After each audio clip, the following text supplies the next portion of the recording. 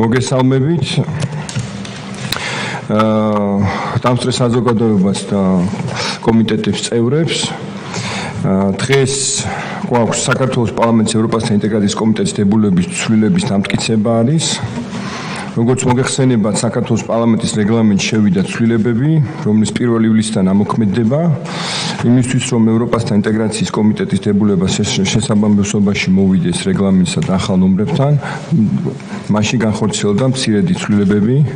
Შემიძლია გითხრათ, რამდენი მაგალითი, კომიტეტს აღარ აქვს ამოქმედო გეგმის შემუშავების ვალდებულება, პირველი აღარ ხდება მთავრობისთვის დობის გამოცხადება და ეს პროცესი მთლიანად პარლამენტის პლენარულ სესიაზე გავა. საქმიანობის წლიური ანგარიშის წერილობით წარუდგენს პარლამენტის თავმჯდომარის და პატარა ტექნიკური ცვლილებებია დეტალები. თუ რამე კითხვა არ გაქვთ, თქვენ ყველას გქონდათ გამოგზავნილი წინასწარ, თუ რამე კითხვა არ გაქვთ, შეგვიძლია ხელისაწევით დავამტკიცოთ ეს დებულება.